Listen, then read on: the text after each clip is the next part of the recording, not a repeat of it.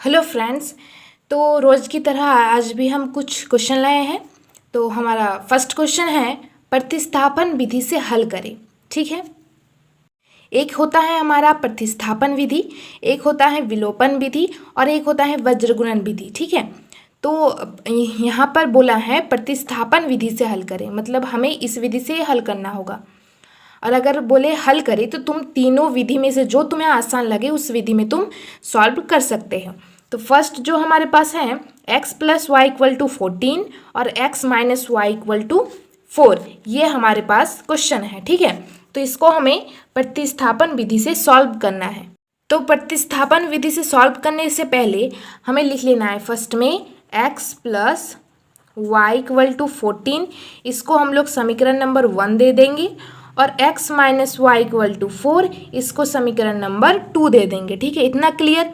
अब क्या करेंगे, अब करेंगे समीकरण 1 से। अब हम जो सॉल्व करेंगे वो समीकरण 1 से स्टार्ट करेंगे। ठीक है, तो समीकरण 1 में क्या दिया हुआ है x plus y equal to 14। तो क्या इसको ऐसे लिख सकते हैं हम लोग y equal to 14 minus x, इसको दे देंगे समीकरण 3, दे सकते हैं ना।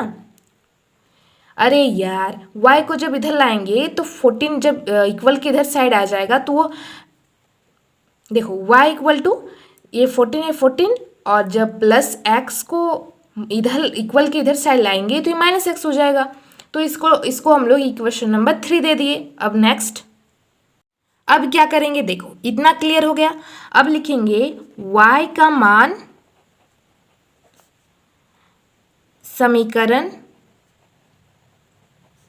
y का मान समीकरण 2 में रखने पर, 2 में रखने पर जो y का मान निकला है इसको हम लोग समीकरण 2 में यानी x minus y equal to 4 इसमें हमें पुट करना है। ठीक है, तो x minus y equal to 4 है, ये इसमें हमें पुट करना है। तो x minus 14 minus x, y का मान ये है, बराबर 4। इतना क्लियर। अब x minus 14 plus x equal to 4, 2x equal to 4 plus 14, 2x equal to 18। तो यहाँ पर x इक्वल टू आ जाएगा 18 डिवाइड 2 यानी 9, 2 9 जा 18। ये हमारे पास x का मान आ गया। अब क्या करेंगे, x का मान समीकरण 3 में रखने पर, वहाँ पर किए थे y का मान समीकरण 2 में रखने पर। अब लिखेंगे जो x का मान ये निकल के आया समीकरण 3 में रखने पर, इक्वेशन 3 में रखने पर, x का मान समीकरण 3 में रखने पर। ठीक है, तो इसको रख लेते हैं। y इक्वल टू आ जाएगा हमारे पास 14 माइनस एक्स, ये समीकरण 3 यही ना है, y equal to 14 minus x equal to ये आ जाएगा 14x का मान कितना 9, तो ये हमारे पास निकल के आ गया 5।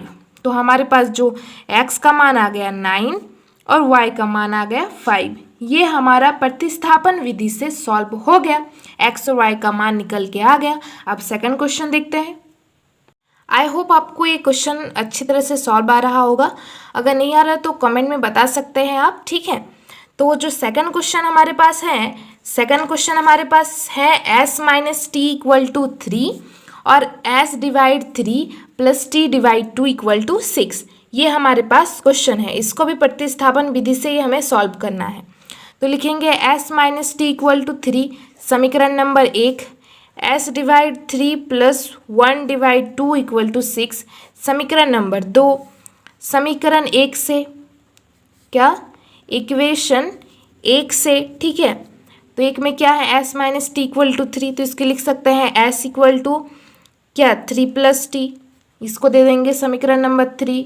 अब नेक्स्ट स्टेप, इसको दे दिए समीकरण नंबर 3। ठीक है, तो s का मान समीकरण 2 में रखने पर, s का मान इक्वेशन 2 में रखने पर, तो जो s का मान ये आ गया इसे हमें इक्वेशन नंबर 2 में पुट करना है। ठीक है, तो कैसे पुट करेंगे, तो ये आ जाएगा हमारे पास 3 plus 1 divide 3 plus 1 divide 2 equal to 6, इतना आ गया।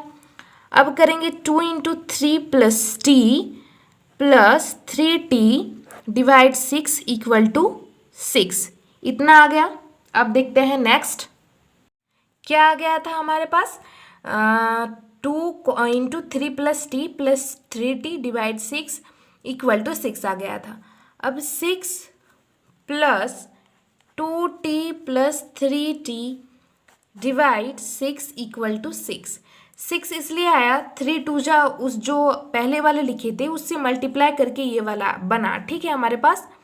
उसके बाद ये आ जाएगा 6 + 5t, जब प्लस के इसको तो 6 + 5t इक्वल टू 36। इन दोनों को हम लोग मल्टीप्लाई कर दिए। क्या कर दिए? मल्टीप्लाई कर दिए, ठीक है। यहाँ लिख देते हैं मल्टीप्लाई। इन दोनों को हम मल्टीप्लाई कर दिए तो क्या आ जाएगा? 6 6 जा 36। अब आ जाएगा ये 5t इक्वल टू 36 - 6। ये आ जाएगा 5t equal to 30, t equal to 30 divide 5 यानी 6। t का मान हमारे पास क्या निकल के आ गया? 6। अब करेंगे t का मान समीकरण 3 में रखने पर। अब क्या करेंगे, जो है t का मान इक्वेशन 3 में रखने पर, ठीक है। तो रख देते हैं हम लोग। तो क्या है? s इक्वल टू 3 + 6 यानी ये हमारे पास आ जाएगा s इक्वल टू 9। तो हमारे पास इसमें s का मान 9 आ गया और t का मान 6। ये भी हमारा आंसर निकल के आ गया। अब एक लास्ट क्वेश्चन देख लेते हैं। इससे आपका जो बेसिक कॉन्सेप्ट है वो क्लियर हो जाएगा। आगे के बुक्स के क्वेश्चन आप आसानी से कर सकेंगे, ठीक है। अब जो हमारे पास जो लास्ट क्वेश्चन है वो है 3x - y = 3 और 9x - 3y = 9। तो वैसे ही करेंगे। तो 3x - y = 3 इसको समीकरण नंबर 1 दे देते हैं और 9x - 3y = 9 इसको समीकरण नंबर 2 दे देते हैं। इतना क्लियर। अब क्या करेंगे?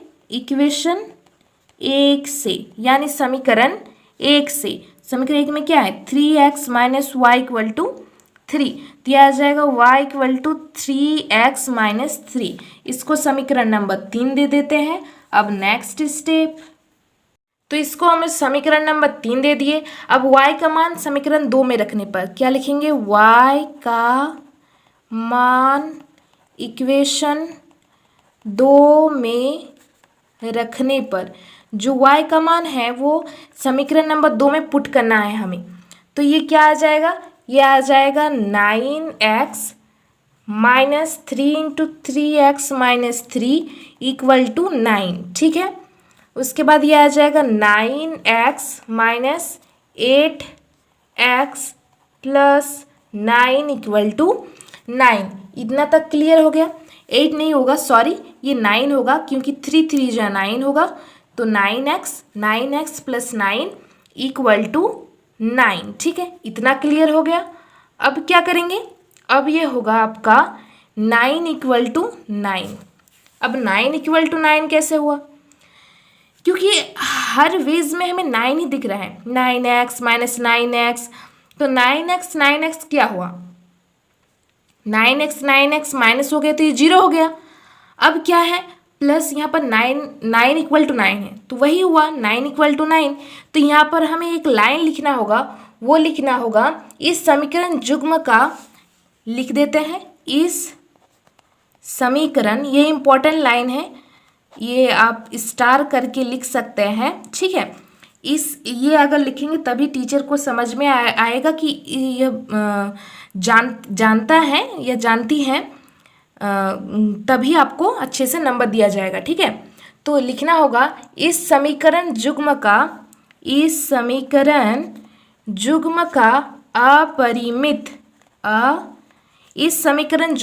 अपरिमित रूप से अनेक हल होगा।